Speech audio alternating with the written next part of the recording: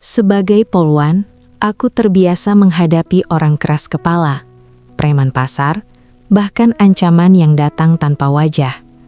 Tapi hari itu, yang membuat dadaku bergetar bukan keributan, bukan senjata, bukan perkara, melainkan tatapan seorang pedagang yang berdiri tenang di tengah pasar, seolah seragamku tidak punya kuasa apa-apa di matanya.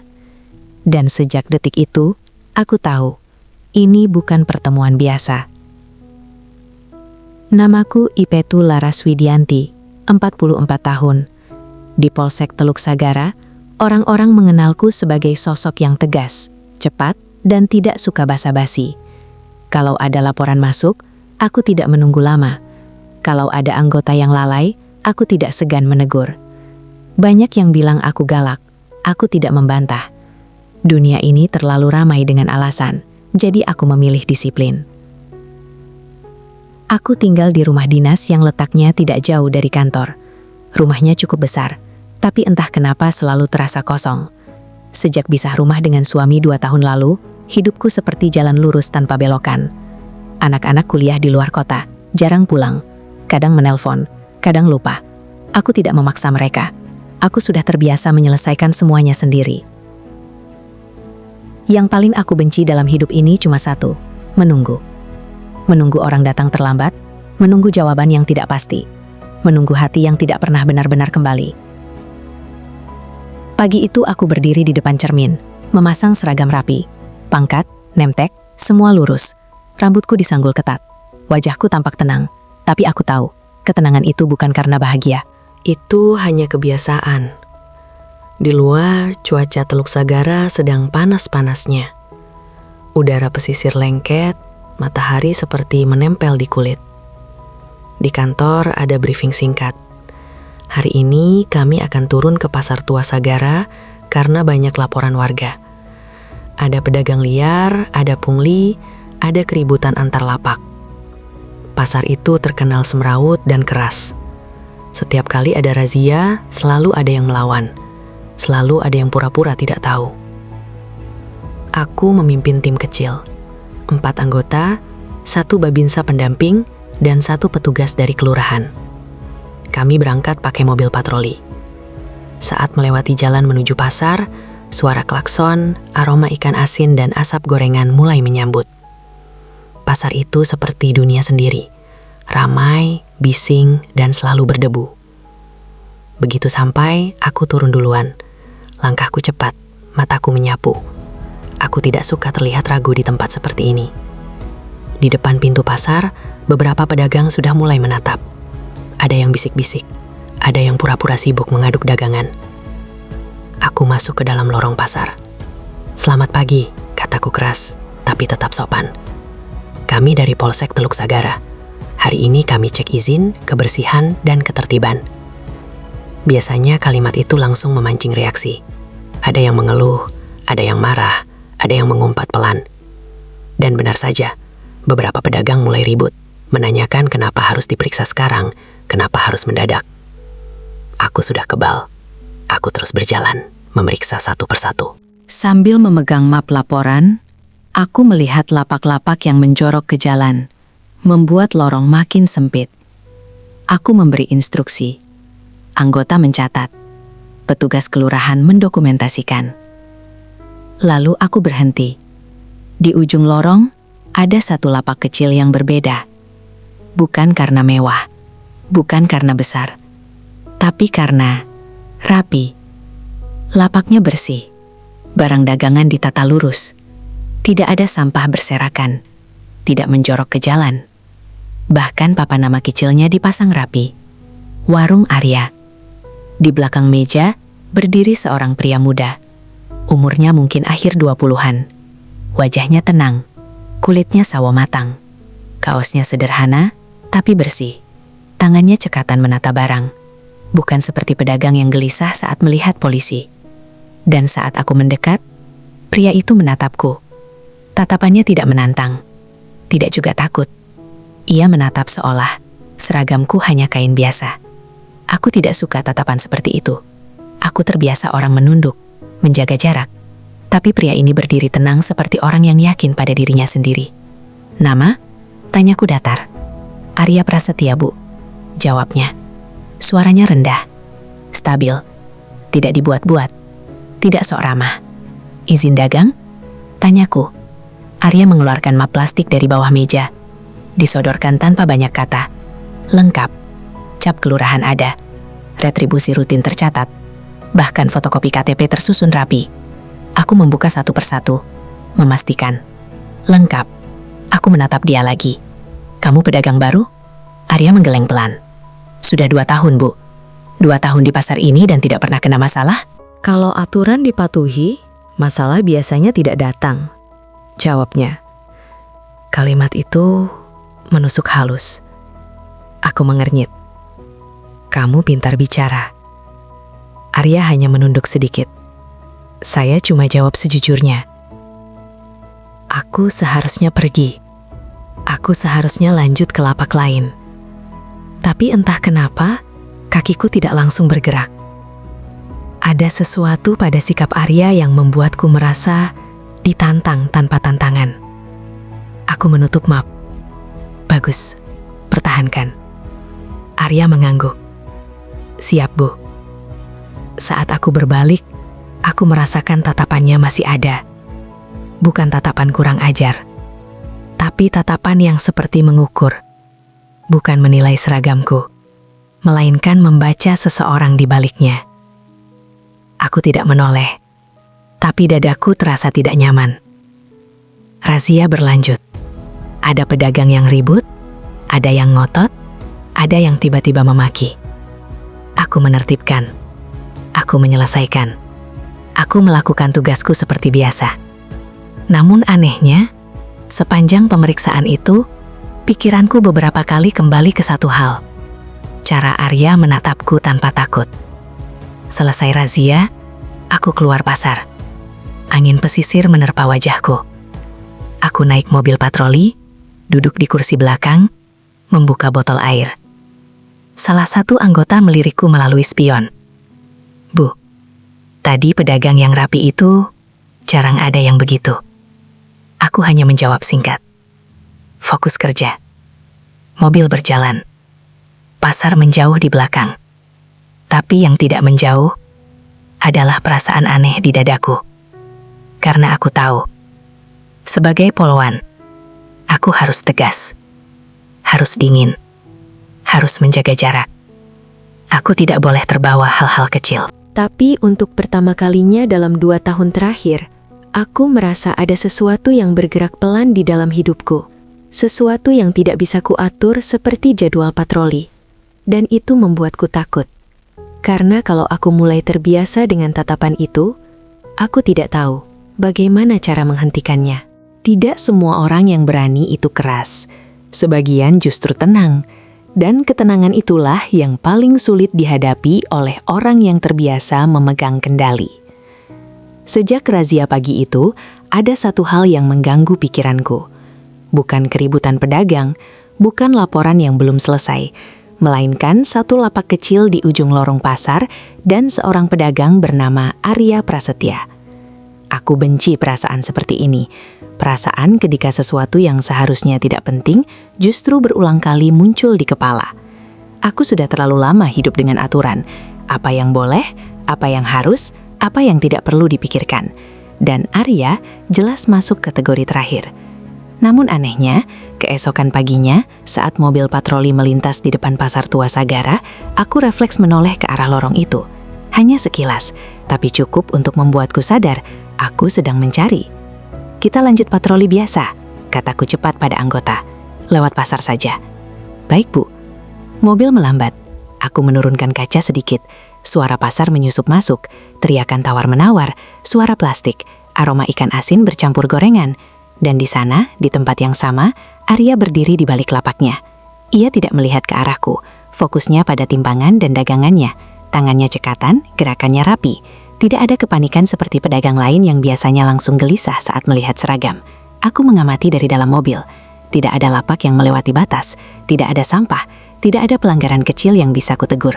Itu justru membuatku kesal. Seolah ia sengaja menutup semua celah agar aku tidak punya alasan untuk berhenti lagi. kita jalan, kataku akhirnya. Tapi sejak hari itu, jalur patroli kami hampir selalu melewati pasar. Aku berdalih pada diriku sendiri. Ini wilayah rawan, harus sering diawasi.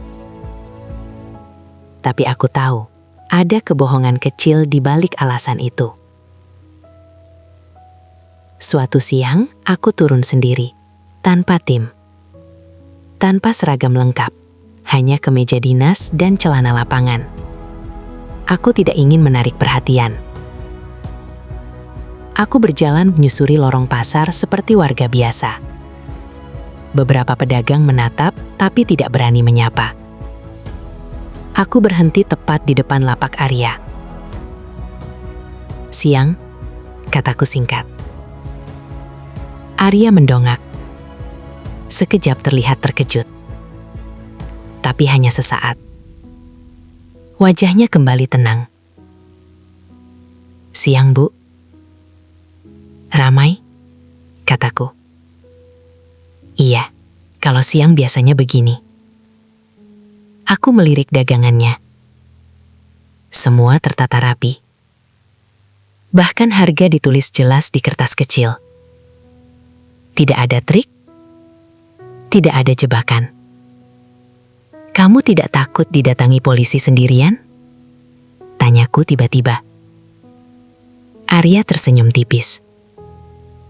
"Kalau saya tidak salah, kenapa harus takut?" Jawaban itu membuatku menahan napas. "Kamu selalu begini?" tanyaku lagi. "Tenang." Arya mengangkat bahu. "Takut tidak bikin dagangan laku, Bu." Aku hampir tersenyum. Tapi cepat ku tahan.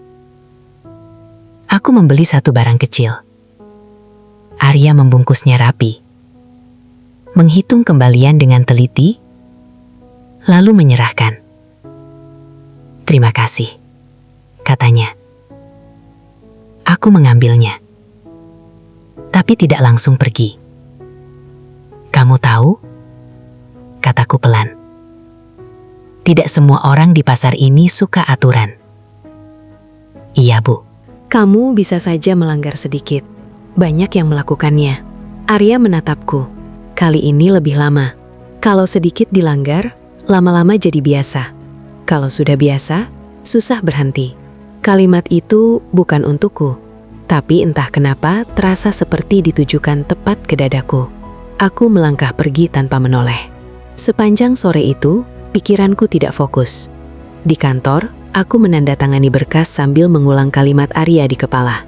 Kalau sudah biasa, susah berhenti. Malamnya, aku duduk sendirian di rumah dinas. Lampu dapur menyala, tapi ruang tamu gelap. Aku membuka ponsel, menelusuri laporan warga. Tapi jari-jariku bergerak ke arah lain, membuka catatan internal pedagang pasar. Aku mencari nama Arya Prasetya.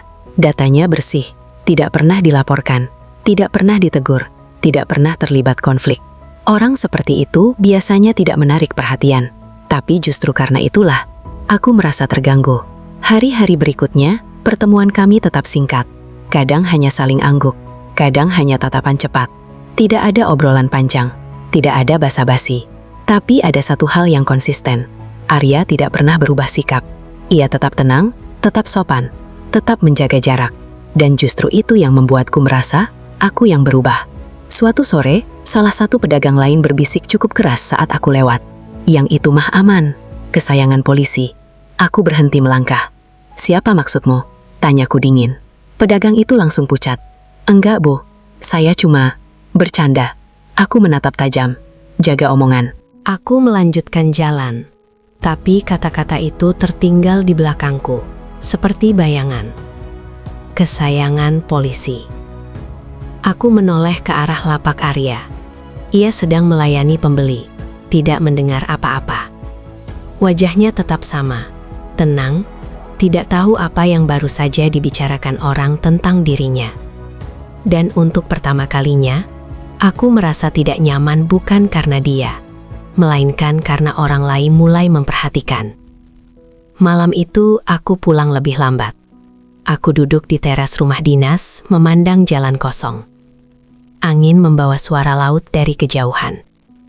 Aku sadar satu hal yang tidak bisa kuelakkan lagi. Aku bukan tertarik karena Arya melanggar aturan.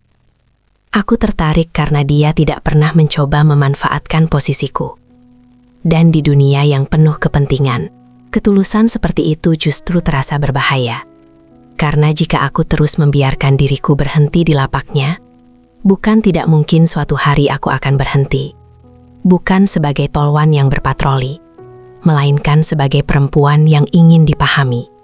Dan itulah yang paling kutakuti. Kadang jarak tidak runtuh karena sentuhan. Ia runtuh karena keadaan. Ketika hujan turun terlalu deras, jalan terlalu sepi, dan dua orang yang seharusnya hanya bertemu siang hari, dipaksa berbagi malam. Patroli malam selalu memberiku rasa aman. Gelap justru membuatku fokus. Jalanan pesisir Teluk Sagara yang sepi, lampu-lampu kuning di tepi pantai, suara ombak yang samar, semuanya terasa teratur. Tidak seperti siang yang bising dan penuh tuntutan. Malam itu aku memilih patroli motor. Helm terpasang rapat, jaket dinas ku kencangkan. Aku berangkat sendirian, tanpa anggota. Bukan karena nekat, tapi karena aku ingin diam. Beberapa hari terakhir pikiranku terlalu penuh. Angin laut menerpa wajahku. Jalanan lurus membelah garis pantai. Aku menikmati kecepatan sedang, membiarkan pikiran kosong. Sampai hujan turun. Awalnya rintik, lalu deras, sangat deras. Jalan licin, jarak pandang menurun. Aku menepi di dekat warung tutup, mematikan mesin sebentar. Saat hendak menyalakan kembali, mesin motor tersendat. Sekali, dua kali, mati. Aku menghela nafas, melepas helm. Hujan makin deras, suara ombak bercampur hujan menciptakan kesunyian yang aneh. Aku menunduk, mencoba starter ulang. Tidak bisa. Bagus. Gumamku pelan. Aku menepi motor lebih rapat ke bahu jalan. Ponselku ambil. Sinyal satu garis. Aku mencoba menghubungi pos. Gagal. Radio di motor juga tidak menangkap apapun. Untuk pertama kalinya malam itu, aku merasa sendirian. Dan di saat seperti itulah, suara langkah kaki terdengar dari arah belakang. Aku refleks berdiri tegak. Tangan otomatis mendekat ke pinggang. Dari balik hujan, kulihat seorang pria berjalan mendekat sambil menahan jas hujan tipis di atas kepala. Semakin dekat, dan aku mengenalnya. Arya. Aku mengernyit. Kamu? Arya berhenti beberapa langkah dariku. Tidak terlalu dekat, tetap sopan. Iya, Bu. Motornya kenapa? Kamu ngapain di sini malam-malam? Tanyaku, waspada. Ada pesanan antar ke warung ujung sana, katanya sambil menunjuk samar. Tadi lihat lampu motor mati. Aku menatap motorku, lalu kembali ke wajahnya. Mogok. Arya mendekat sedikit, jongkok, memeriksa mesin tanpa banyak bicara. Hujan membasahi bahunya. Tangannya cekatan. Busi basah, katanya. Kalau ibu mau kita dorong dulu ke tempat agak kering. Aku ragu. Kamu yakin? Yakin, Bu. Kami mendorong motor ke bawah atap seng bekas warung kosong. Hujan masih deras, tapi setidaknya tidak langsung menghantam. Arya mengelap tangannya dengan kain kecil dari saku. Ini tidak bisa cepat diperbaiki. Minimal 1 jam. Aku menghela napas. Bagus sekali. Arya tersenyum tipis. Kalau ibu mau, rumah saya tidak jauh. Sekitar 200 meter. Aku menoleh tajam. Kamu ngajak saya ke rumahmu. Bukan begitu. Katanya cepat. Ada telepon. Biar ibu bisa hubungi pos. Aku terdiam. Hujan. Malam. Motor mogok. Sinyal hilang. Aku menimbang beberapa detik. Ayo. Arya membuka jas hujannya. Kecil. Tidak cukup untuk 2 orang. Tapi itu satu-satunya yang ada. Kami berjalan berdampingan. Jarak terlalu dekat. Bahu kami hampir bersentuhan. Setiap langkah terasa berat oleh suara hujan dan keheningan yang menyelimuti. Arya sedikit memiringkan tubuh. membiarkan hujan lebih banyak mengenai dirinya. Aku sadar, dan aku tidak mengatakan apa-apa. Jalanan gelap, lampu rumah-rumah sudah mati. Hanya suara langkah kaki dan napas kami. "Bularas," katanya pelan. "Iya." "Ibu tidak takut?" Aku menoleh. "Takut sama apa?" "Malam, hujan, dan saya." Aku tersenyum kecil, tanpa humor. Kalau aku takut sama pedagang pasar, aku tidak pantas pakai seragam ini. Arya tidak menjawab, tapi langkahnya sedikit lebih pelan. Kami sampai di rumahnya, rumah sederhana, lampu kuning temaram. Ia membukakan pintu, tetap berdiri di ambang. "Silahkan, Bu." Aku masuk. Aroma kopi dan kayu basah menyambut.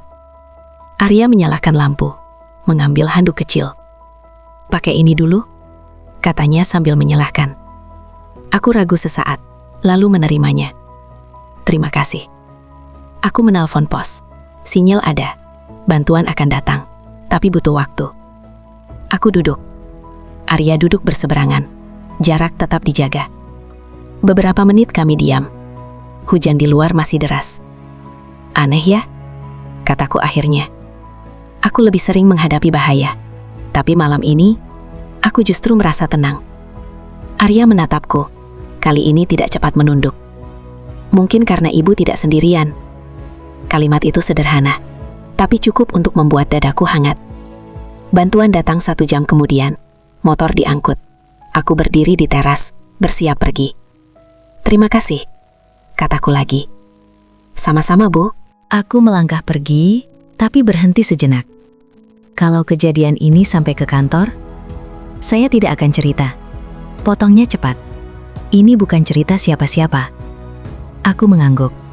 Saat aku naik kendaraan patroli, aku menoleh sekali lagi. Arya berdiri di teras, hujan masih turun. Wajahnya tenang seperti pertama kali aku melihatnya. Dan di sepanjang perjalanan pulang, satu hal tidak bisa kuhentikan. Perasaan Nahwa Jahak yang selama ini kujaga, malam itu runtuh tanpa suara. Kesepian tidak selalu datang dengan tangis. Kadang ia muncul dalam keheningan jam 2 pagi, saat seragam tergantung rapi, dan satu nama di layar ponsel terasa terlalu dekat untuk ditekan, tapi juga terlalu jujur untuk diabaikan.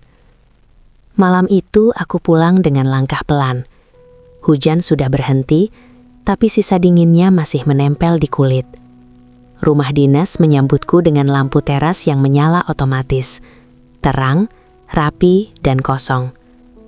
Aku melepas sepatu, menggantung jaket, lalu berdiri lama di ruang tamu tanpa benar-benar tahu harus kemana. Jam di dinding menunjukkan 01.47. Aku mencoba tidur. Gagal. Aku bangun, menyeduh teh, lalu membiarkannya mendingin di meja. Televisi menyala tanpa suara. Pikiranku kembali ke jalan gelap di pesisir, ke jas hujan tipis, ke kalimat sederhana yang diucapkan tanpa maksud apa-apa. Mungkin karena ibu tidak sendirian. Aku menggeleng, mencoba menertawakan diriku sendiri. "Laras," gumamku, "kamu cuma capek." Aku mengambil ponsel, membuka pesan grup kantor. Sunyi. Membuka catatan laporan. Tidak ada yang mendesak. Tanpa sadar, jariku bergerak ke daftar kontak. Berhenti di satu nama. Arya Prasetya. Aku menatap layar terlalu lama. Sebagai polwan, aku terbiasa mengambil keputusan cepat. Menekan tombol, memberi perintah, mengakhiri keraguan. Tapi malam itu, jariku ragu seperti orang yang baru belajar jujur. Alasanku sudah siap. Klarifikasi kejadian motor mogok. Catatan internal, prosedur, aman. Aku menekan tombol panggil. Nada sambung terdengar. 1, 2. Aku hampir mematikan panggilan ketika suara di seberang menjawab. "Halo Bu Laras." Suaranya rendah, sedikit serak, tapi sadar. "Aku ganggu?" tanyaku cepat. "Tidak, Bu," jawabnya. "Saya belum tidur." Kalimat itu, entah kenapa, membuat dadaku mengendur. Aku cuma Mau memastikan kejadian tadi malam tidak disalahartikan, kataku. Kalau ada yang tanya, saya paham. Totongnya lembut. Tidak ada cerita apapun. Aku menarik napas. Terima kasih. Hening sejenak. Bukan hening canggung. Lebih seperti jeda yang tidak perlu diisi. Bu, katanya pelan. Motornya sudah aman? Sudah, jawabku. Besok dicek bengkel. Ibu sendiri baik-baik saja? Pertanyaan itu sederhana. Tidak melewati batas, tapi terasa tulus. Baik, jawabku. Lalu entah kenapa, ku tambahkan. Cuma susah tidur. Iya, katanya pelan. Kadang malam memang begitu. Aku duduk di sofa, menyandarkan punggung. Lampu ruang tamu ku matikan, menyisakan cahaya kecil dari dapur. Rumah terasa lebih sunyi dari biasanya. Arya, panggilku. Iya Bu, kamu pernah merasa hidupmu rapih tapi kosong? Ada jeda. Bukan karena ragu, lebih seperti memilih kata agar tidak berlebihan. Sering, jawabnya. Biasanya saat saya terlalu sibuk terlihat kuat. Kalimat itu menembus tepat ke dadaku. Aku tidak biasa bicara begini, kataku jujur. Aku terbiasa mengatur, bukan menceritakan. Saya tahu, katanya. Ibu terlihat seperti orang yang jarang diberi ruang untuk lelah. Aku memejamkan mata. Kamu tidak takut bicara seperti itu? Tanyaku. Tentu takut, jawabnya lirih. Tapi lebih takut kalau ibu merasa sendirian. Jam menunjukkan 02.03. Aku merosot duduk di lantai, ponsel menempel di telinga. Di luar, suara ombak samar. Tidak ada sirene, tidak ada panggilan darurat. Hanya 2 orang yang kebetulan terjaga di waktu yang sama. Aku kayak perempuan kesepian ya, kataku setengah bercanda. Bukan, jawabnya cepat. Ibu cuma akhirnya berhenti menahan. Kami tertawa kecil, bukan tawa lepas, lebih seperti napas yang akhirnya keluar. Aku seharusnya tidak menelepon, kataku. Tapi ibu menelepon, jawabnya, dan saya mengangkat. Kalimat itu sederhana, tapi membuat sesuatu bergeser. Aku tidak mau ini jadi kebiasaan, kataku, berusaha tegas. Kalau ibu bilang berhenti, saya berhenti, jawabnya tenang. Saya di sini bukan karena berani, saya di sini karena menghormati. Aku terdiam. Percakapan berlanjut, tapi tetap ringan. Tentang pasar yang sepi kalau hujan, tentang kopi yang terlalu pahit, tentang rumah dinas yang terasa terlalu besar untuk 1 orang. Hal-hal kecil yang tidak akan pernah masuk laporan. 12 menit, tidak lebih. Sebelum menutup, aku berkata, terima kasih sudah mendengar. Sama-sama Bu, jawabnya. Kalau suatu hari ibu butuh bicara, aku telepon, potongku. Kalau ibu mau, katanya. Bukan karena dinas. Telepon ditutup. Aku masih duduk di lantai beberapa menit. Ponsel ku taruh di dada. Jantungku berdetak lebih cepat dari biasanya. Pagi datang terlalu cepat. Aku berseragam rapi. Kembali menjadi Ibtu Laraswidianti yang dikenal semua orang. Di kantor, aku bekerja seperti biasa. Tegas, fokus. Tidak ada yang berubah. Tapi saat siang hari aku melewati Pasar Tua Sagara, aku melirik ke ujung lorong. Arya berdiri di balik lapaknya. Ia menoleh, sekilas. Tidak tersenyum, tidak mendekat. Hanya anggukan kecil, sopan, profesional. Aku membalasnya dengan anggukan yang sama. Tidak ada yang tahu bahwa dini hari tadi, batas yang paling penting, batas antara jabatan dan kejujuran, telah bergeser tipis. Dan aku tahu satu hal dengan pasti. Telepon jam 2 pagi itu bukan kesalahan. Itu adalah pintu kecil yang terbuka, menuju sesuatu yang tidak akan mudah kututup kembali. Ada tempat yang seharusnya menjadi batas paling aman. Bukan pasar, bukan jalan gelap, melainkan rumah dinas. Tempat di mana seragam ditanggalkan, dan seseorang akhirnya berani menjadi dirinya sendiri. Hari Sabtu seharusnya tenang. Tidak ada jadwal patroli, tidak ada razia, tidak ada apel pagi. Aku bangun tanpa alarm, membiarkan cahaya matahari pesisir menyelinap lewat jendela kamar. Rumah dinas terasa sunyi seperti biasa, terlalu luas untuk 1 orang, terlalu rapi untuk disebut rumah. Aku duduk lama di meja makan, menatap piring kosong. Biasanya aku akan keluar membeli sarapan. Tapi pagi itu, entah kenapa, aku membuka kulkas, mengeluarkan bahan sederhana, ayam, sayur, bawang. Tanganku bergerak otomatis, seperti orang yang ingin mendengar suara lain selain pikirannya sendiri. Saat masakan mulai matang, ponselku bergetar. Pesan singkat dari Arya. Bu, dari kelurahan ada titipan surat izin pasar. Saya diminta antar ke kantor, tapi kantor tutup. Aku menatap layar, membaca ulang kalimat itu. Normal, masuk akal, tidak ada yang aneh. Aku mengetik balasan, berhenti sejenak, lalu menulis. Antar ke rumah dinas saja, saya ada. Pesan terkirim. Dadaku berdegup lebih cepat dari biasanya. Aku berdiri, merapikan meja, memastikan tidak ada yang terlihat berantakan. Padahal, rumah itu selalu rapi. Justru terlalu rapi, sampai terasa dingin. Beberapa menit kemudian, bel rumah berbunyi. Aku membuka pintu. Arya berdiri di sana, mengenakan kemeja sederhana. Tidak membawa banyak barang, hanya map coklat di tangan. Ia tampak sedikit canggung. Wajar, ini pertama kalinya ia berdiri di depan rumah seorang perwira polisi. Silahkan masuk, kataku singkat. Arya melangkah masuk, matanya menyapu ruang tamu dengan sopan, tidak berlebihan. Rumahnya besar, katanya pelan. Dan terlalu sepi, jawabku tanpa sadar. Aku langsung berdeham, seolah ingin menarik kembali kalimat itu. Arya tidak menanggapi, tapi aku melihat sudut bibirnya sedikit bergerak. Bukan senyum, lebih seperti pengertian. Kami duduk di meja makan. Aku mengambil map izin pasar, membukanya, membaca sekilas. Lengkap, kataku. Nanti Senin saya teruskan. Baik, Bu. Seharusnya setelah itu ia pergi. Tapi aku berdiri, menuju dapur. Kamu sudah makan? Arya terdiam sesaat. Belum, Bu. Aku mengangguk. Saya masak terlalu banyak. Itu bukan undangan, lebih seperti keputusan sepihak. Kami makan berhadapan. Ayam goreng, sayur sederhana, nasi hangat. Tidak ada musik, tidak ada televisi. Hanya suara sendok dan piring. Anehnya, keheningan itu tidak membuatku gelisah. Aku memperhatikan cara Arya makan, pelan, rapi, menunggu aku mulai dulu. Tidak banyak bicara, tidak mencoba mencairkan suasana. Seolah ia tahu, ruang ini tidak perlu diisi kata-kata. Masakannya enak, katanya akhirnya. Biasa saja, jawabku. Tapi rasanya rumah, katanya.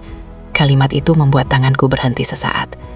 Selesai makan, aku menuangkan teh. Kami pindah ke ruang tamu. Hujan mulai turun di luar, pelan lalu semakin deras. Angin membawa aroma tanah basah. Lampu tiba-tiba mati. Gelap menyelimuti rumah. Aku refleks berdiri. Lilin ada di laci. Arya membantuku menyalakan. Api kecil menyala, memantulkan cahaya hangat ke dinding. Wajah Arya terlihat berbeda di bawah cahaya itu.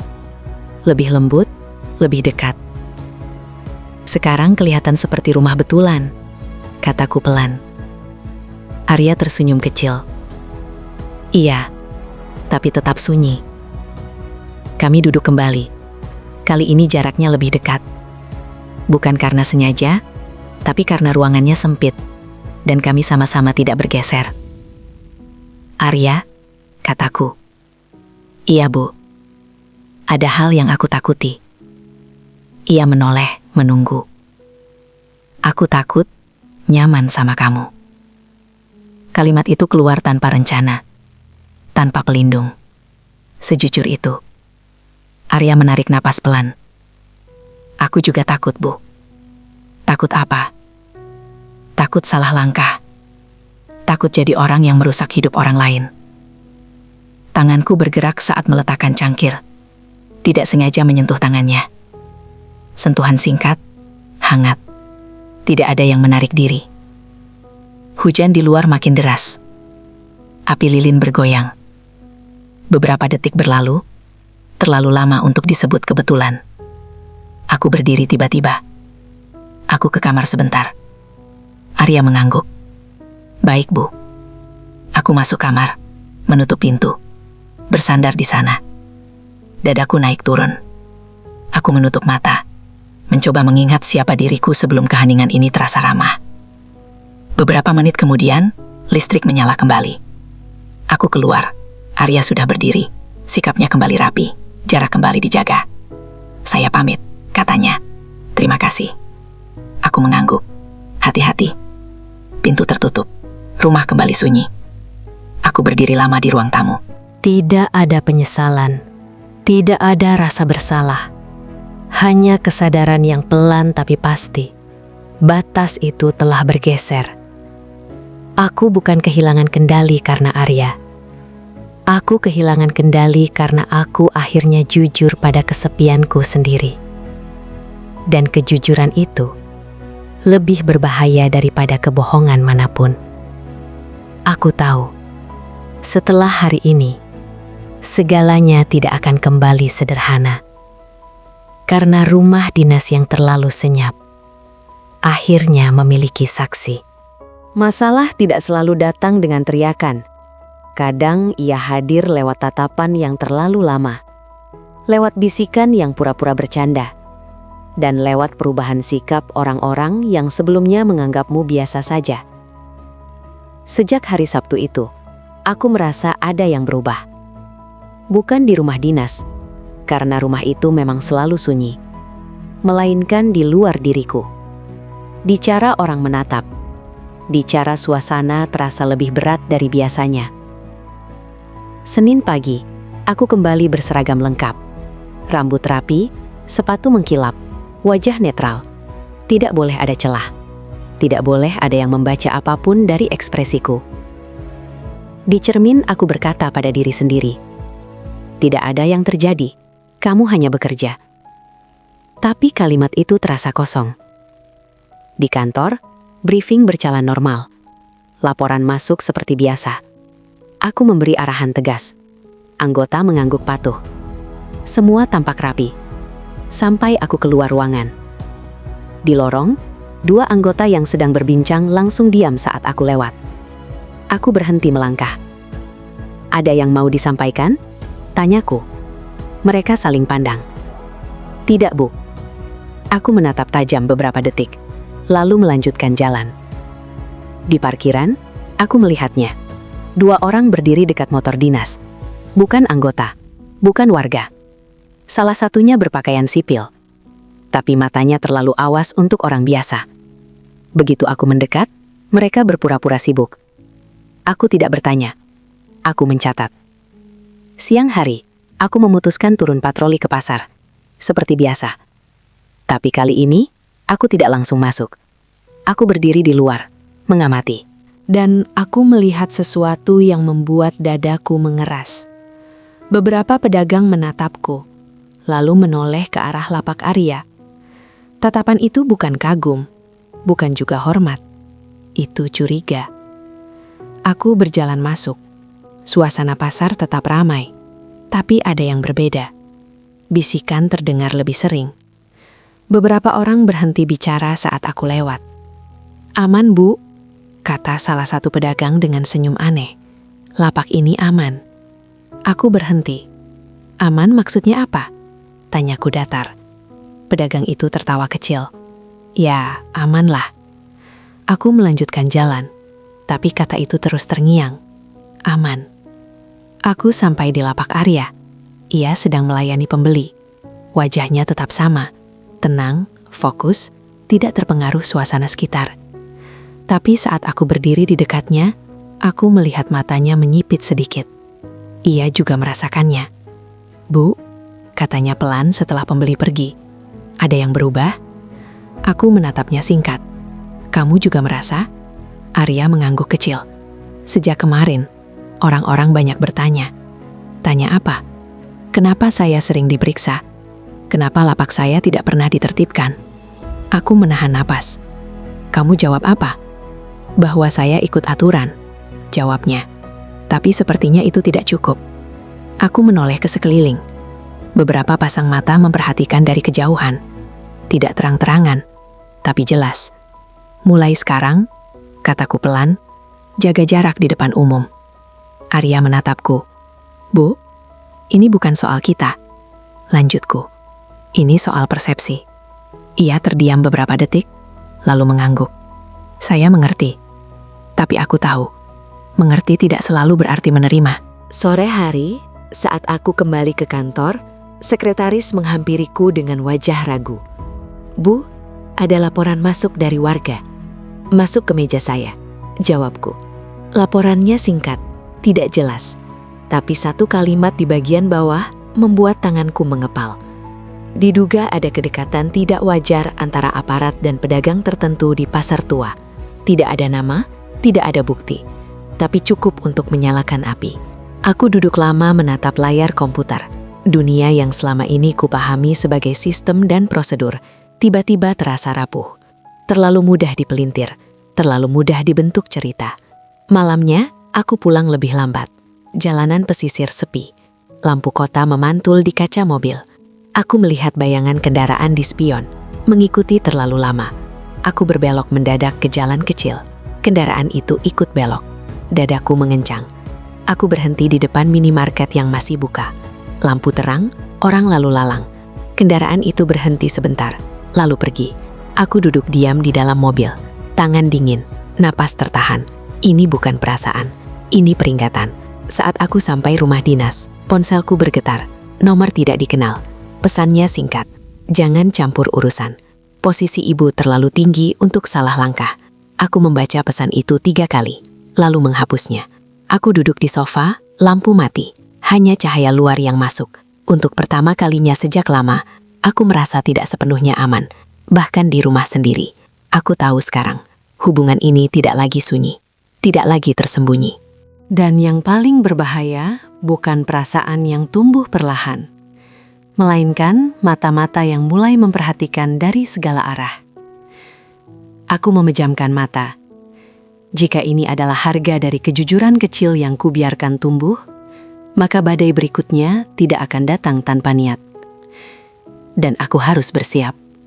Karena dunia tidak suka ketika seorang polwan lupa bahwa ia juga manusia. Ancaman paling berbahaya tidak selalu datang dari orang berseragam.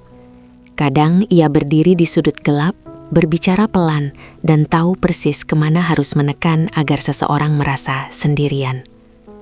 Aku mulai sadar bahwa rasa aman itu rapuh, bukan karena senjata, bukan karena hukum, melainkan karena orang-orang yang bermain di sela-selanya. Pagi itu aku tiba di kantor lebih awal. Matahari belum tinggi. Udara pesisir masih dingin. Aku sengaja datang sebelum anggota lain, berharap bisa mengatur pikiranku sebelum hari dimulai. Belum sempat duduk, ponsel dinas bergetar. Pesan singkat, nomor tidak dikenal. Hati-hati dengan orang yang ibu lindungi. Dadaku mengencang. Aku menutup layar, memasukkan ponsel ke saku, dan menarik napas panjang. Tidak ada panik, tidak ada reaksi berlebihan.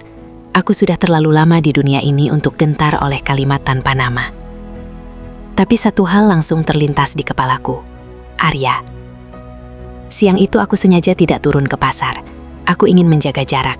Aku ingin memotong semua spekulasi. Tapi justru di saat aku mencoba menjauh, masalah datang lebih dekat. Sekitar pukul 2 siang, salah satu anggota menghampiriku dengan wajah serius. Bu, ada warga yang mau lapor. Katanya penting. Aku mengangguk. Suruh masuk. Yang masuk bukan warga biasa. Seorang pria bertubuh besar, berjaket hitam, tanpa membawa identitas apapun. Wajahnya datar, tatapannya tajam, tapi tenang, terlalu tenang untuk orang yang datang melapor. Ada apa? Tanyaku. Ia duduk tanpa dipersilahkan. Saya cuma mau menyampaikan pesan. Nanti sampaikan sesuai prosedur.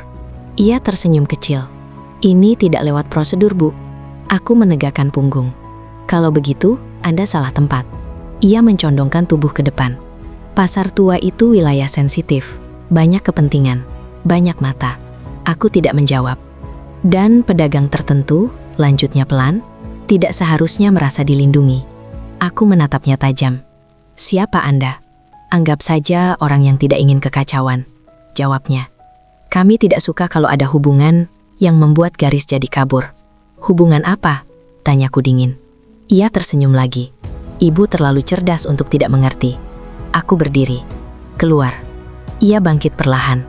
Sebelum pergi, ia menambahkan satu kalimat yang membuat dadaku dingin. Kalau ibu peduli sama dia, suruh dia jaga jarak. Pintu tertutup. Aku berdiri lama di ruanganku. Tanganku mengepal. Bukan marah, tapi waspada. Ini bukan lagi gosip. Ini peringatan langsung. Sore itu, tanpa memberitahu siapapun, aku turun ke pasar. Aku berjalan cepat, menyusuri lorong-lorong yang mulai sepi. Lapak-lapak sudah banyak yang tutup. Aku sampai di lapak Arya. Kosong. Hatiku berdesir aneh. Aku berbalik dan melihatnya berdiri di ujung lorong, sedang berbicara dengan dua orang pria. Salah satunya berjaket hitam. Aku mendekat. Begitu melihatku, dua pria itu mundur satu langkah. Arya menoleh. Wajahnya pucat. Apa yang terjadi? Tanyaku langsung. Pria berjaket hitam tersenyum tipis. Kami hanya ngobrol, Bu. Aku menatapnya tajam. Ngobrol dengan pedagang saya? Atas dasar apa? Ia mengangkat bahu. Peduli saja. Aku melangkah lebih dekat. Pergi. Sekarang. Mereka saling pandang, lalu berjalan pergi tanpa kata. Arya berdiri kaku. Tangannya gemetar sedikit. Mereka ngapain? Tanyaku. Arya menelan ludah. Mereka bilang, saya terlalu dekat dengan aparat. Aku menutup mata sesaat. Apa mereka mengancam? Tidak langsung, jawabnya. Tapi jelas. Aku menatap wajah Arya. Wajah orang yang tidak pernah mencari masalah, tapi kini ditarik ke dalamnya. Arya, kataku pelan. Mulai sekarang kamu harus lebih hati-hati. Ia mengangguk. Saya tidak mau ibu repot karena saya. Kalimat itu membuat dadaku sesak. Kamu tidak melakukan apa-apa yang salah, kataku. Tapi saya yang kena, jawabnya lirih. Kami berdiri berhadapan di lorong pasar yang mulai gelap. Tidak ada lagi jarak aman. Tidak ada lagi ilusi bahwa ini bisa berhenti dengan sendirinya. Aku minta kamu jaga jarak, kataku akhirnya. Arya menatapku lama. Kalau itu yang bikin ibu aman, saya lakukan. Aku ingin mengatakan sesuatu. Apa saja. Tapi tidak ada kalimat yang terasa cukup. Malamnya, aku pulang dengan kepala berat. Di depan rumah dinas, aku melihat mobil asing terparkir sebentar di seberang jalan. Mesin hidup, lampu mati. Begitu aku masuk gerbang, mobil itu pergi. Aku masuk rumah, mengunci pintu, menyalakan semua lampu. Ponselku bergetar lagi. Nomor tidak dikenal. Ini baru peringatan. Aku menatap layar, lalu meletakkan ponsel perlahan. Untuk pertama kalinya, aku tidak lagi bertanya, apakah ini sepadan? Karena jawabannya sudah jelas. Ini sudah terlalu jauh untuk sekadar dihentikan dengan niat baik. Jika mereka pikir aku akan mundur karena takut, mereka lupa satu hal. Aku sudah bertahan lebih lama di dunia yang jauh lebih kejam. Dan kalau mereka mulai bermain kotor, aku tahu caranya bertahan. Tapi yang paling menakutkan bukan diriku sendiri. Yang paling menakutkan adalah kenyataan bahwa orang yang tidak pernah meminta apa-apa, kini ikut menanggung risikonya. Dan itu adalah batas yang tidak pernah ingin kulewati. Yang paling menyakitkan bukan ancaman dari luar, melainkan ketika kebenaran dipelintir, kejujuran dijadikan senjata, dan orang yang selama ini kau lindungi dipaksa menanggung akibat dari keberanianmu sendiri. Aku dipanggil ke kantor Polres keesokan paginya. Bukan dengan surat resmi, bukan dengan nada darurat. Hanya satu pesan singkat dari atasan langsungku. Laras, naik sebentar. Ada yang perlu dibicarakan. Kalimat itu terdengar netral, tapi pengalamanku mengatakan sebaliknya. Jika sesuatu benar-benar netral, biasanya tidak perlu didahului pesan pribadi. Aku berangkat tanpa pengawalan.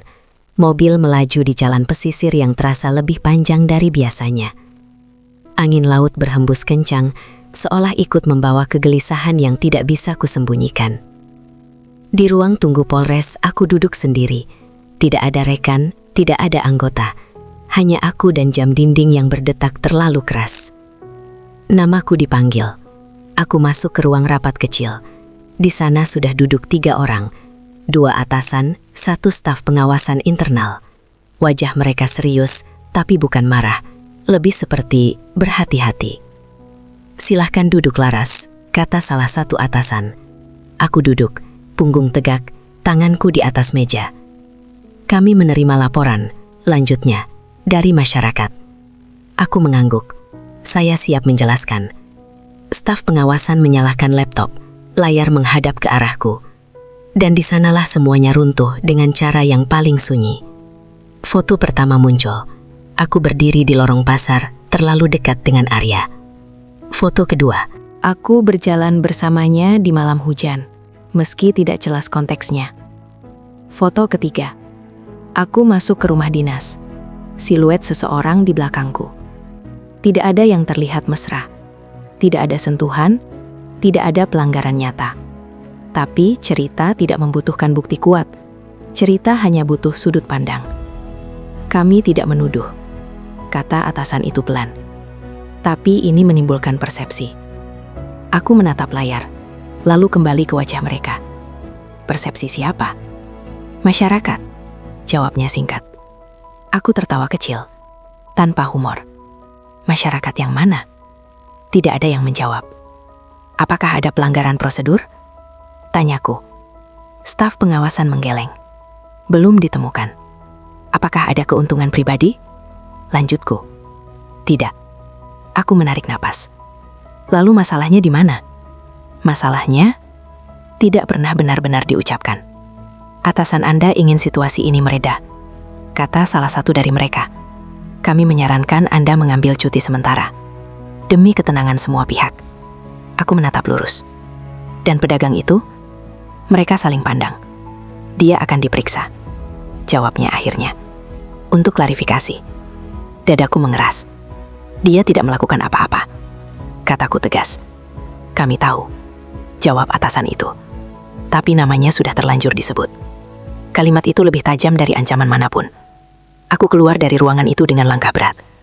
Bukan karena takut, tapi karena marah yang harus kutelan sendiri. Aku langsung menuju pasar tua Sagara. Lapak Arya, kosong. Tidak ada dagangan, tidak ada papan nama, tidak ada aktivitas. Seolah-olah ia tidak pernah ada di sana. Salah satu pedagang menatapku ragu, lalu mendekat. "Bu, Arya diminta ke kantor tadi pagi." "Kantor mana?" tanyaku cepat. Katanya, "Polsek." Dadaku berdebar keras. Aku kembali ke kantor. Masuk tanpa basa-basi. Arya duduk di ruang pemeriksaan kecil. Wajahnya pucat, tapi matanya tetap tenang saat melihatku. "Bu Laras," katanya pelan. "Apa yang mereka tanyakan?" tanyaku. Arya menggeleng. "Hal-hal yang saya tidak mengerti. Kenapa ibu sering lewat? Kenapa saya tidak pernah ditertibkan? Kenapa saya ke rumah dinas?" Aku mengepalkan tangan. "Kamu jawab apa?" "Yang sebenarnya," katanya. "Bahwa ibu menjalankan tugas. Bahwa saya tidak pernah minta perlakuan khusus." Aku menatapnya lama. Dan untuk pertama kalinya, aku merasa gagal. Bukan sebagai polwan, tapi sebagai manusia. "Maaf," kataku lirih. "Ini seharusnya tidak sampai ke kamu." Arya tersenyum tipis. "Saya tahu risikonya sejak awal, Bu. Kamu tidak pernah minta apa-apa," kataku. "Justru itu," jawabnya. "Makanya saya tidak menyesal." Kata-kata itu menghantamku lebih keras dari semua laporan dan foto. Sore itu, aku menerima keputusan resmi. Cuti nonaktif sementara. Tidak ada sanksi. Tidak ada pemecatan. Tapi juga tidak ada pembelaan. Aku pulang ke rumah dinas dengan langkah kosong. Di meja, ada amplop tanpa nama. Di dalamnya hanya satu kalimat. "Berhenti sebelum semua hancur." Aku duduk di sofa, menatap dinding.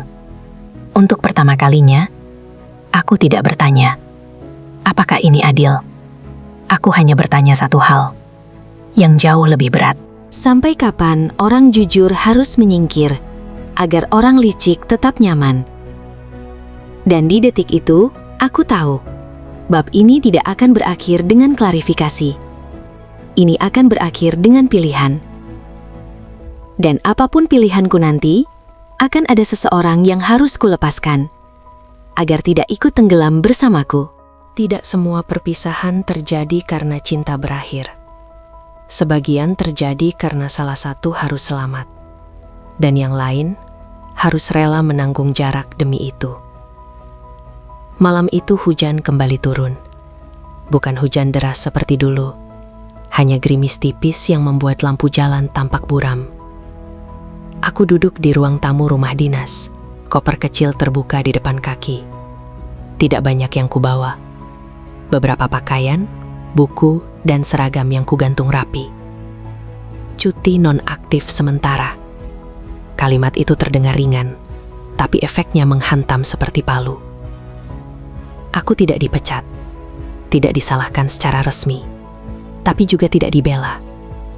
Dan di dunia tempatku bekerja, itu sama artinya dengan dibiarkan berenang sendiri di arus yang sengaja dikotori. Ponselku bergetar.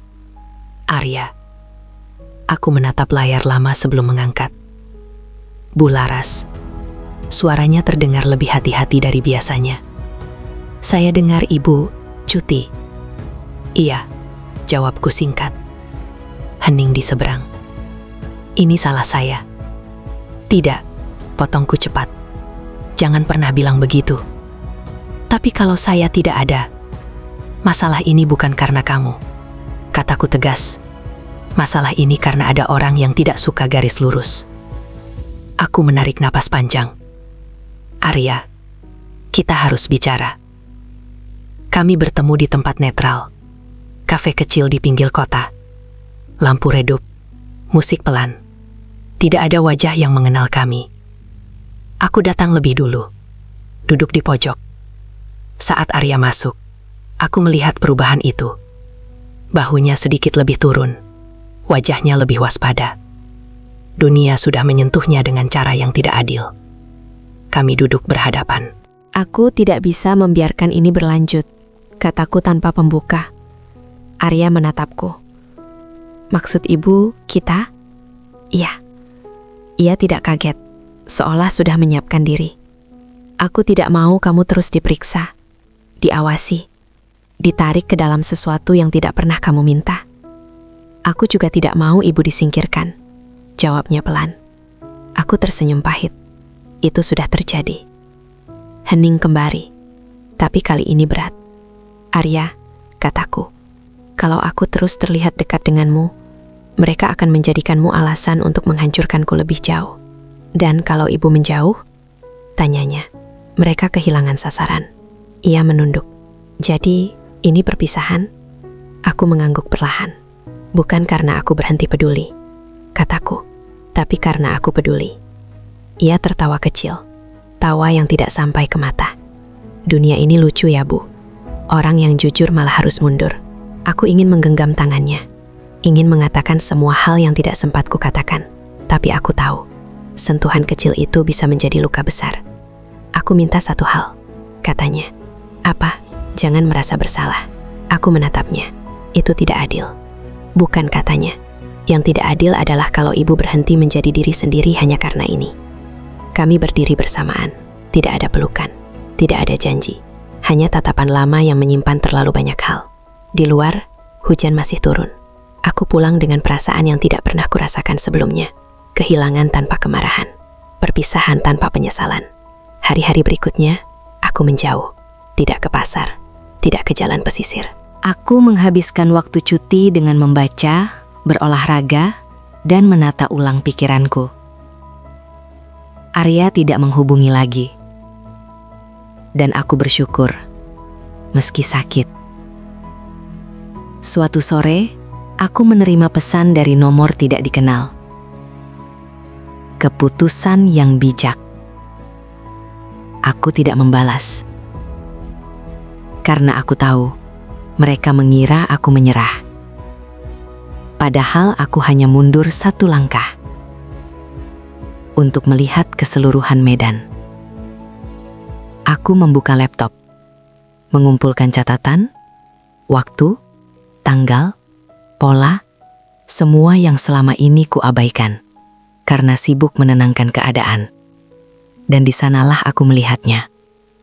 Nama-nama yang sama, jalur yang sama, kepentingan yang sama.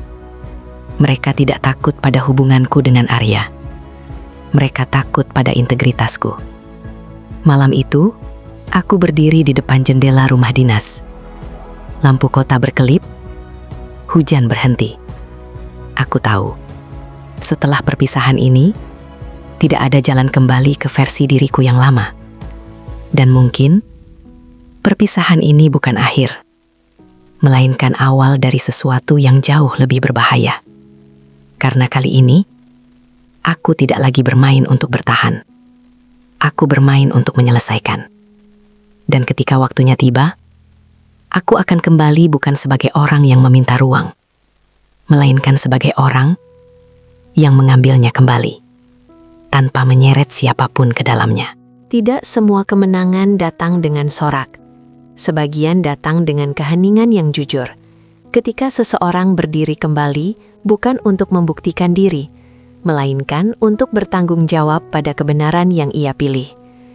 3 bulan berlalu, cukup lama untuk membuat gosip kehilangan tenaga. Cukup singkat untuk membuat kebenaran menemukan celah. Aku kembali bertugas pada awal bulan itu, tanpa upacara, tanpa pengumuman besar. Surat cuti nonaktif dicabut. Namaku tidak lagi beredar di lorong-lorong sebagai bahan bisik. Dunia bergerak ke arah lain, seperti biasa. Tapi aku tidak kembali sebagai orang yang sama. Aku kembali dengan catatan. Selama cuti, aku tidak diam. Aku mengamati, mencatat, menghubungkan potongan-potongan kecil yang dulu tampak tidak penting. Aku melihat pola yang sengaja disembunyikan di balik laporan warga, penertiban selektif, dan ancaman tanpa nama. Dan pagi itu, aku masuk ke ruang atasan dengan 1 map tebal di tangan. Ini bukan pembelaan, kataku. Ini temuan. Atasan menatapku lama, membuka map, membaca. Wajahnya berubah perlahan. Butuh waktu, butuh diskusi. Tidak semua orang suka disodori cermin. Tapi kebenaran punya satu keunggulan. Ia tidak perlu dibela dengan suara keras. Ia hanya perlu diletakkan di meja. 2 minggu kemudian, beberapa nama yang dulu sering muncul di laporanku mulai dipindahkan. Tidak diumumkan, tidak dirayakan, tapi cukup untuk menghentikan tekanan. Pasar Tua Sagara kembali seperti dulu, ramai, bising, dan jujur. Tidak ada lagi bisikan soal perlindungan. Tidak ada lagi pemeriksaan sepihak. Dan suatu siang, saat aku melintas tanpa seragam, aku melihatnya. Arya. Lapaknya kembali berdiri, lebih rapi dari sebelumnya. Tidak ada papan nama baru, tidak ada perubahan besar. Tapi ada sesuatu di wajahnya. Ketenangan yang utuh. Ia menoleh. Tatapan kami bertemu. Kami tidak tersenyum, tidak melambaikan tangan, tidak saling mendekat. Hanya anggukan kecil, sama seperti dulu. Dan itu cukup. Aku berjalan pergi tanpa menoleh. Dadaku terasa ringan, bukan karena kehilangan rasa, tapi karena tidak ada lagi yang harus kutahan. Malam itu, aku duduk di rumah dinas yang masih sama sunyinya. Tapi kali ini, sunyinya tidak menekan. Aku menyeduh teh, duduk di sofa, dan membuka jendela. Angin laut masuk perlahan. Ponselku bergetar. 1 pesan. Terima kasih karena tidak mengorbankan siapapun. Aku tidak tahu dari siapa, dan aku tidak perlu tahu. Aku membalas 1 kalimat. Lakukan yang benar, sisanya akan mengikuti. Aku mematikan ponsel.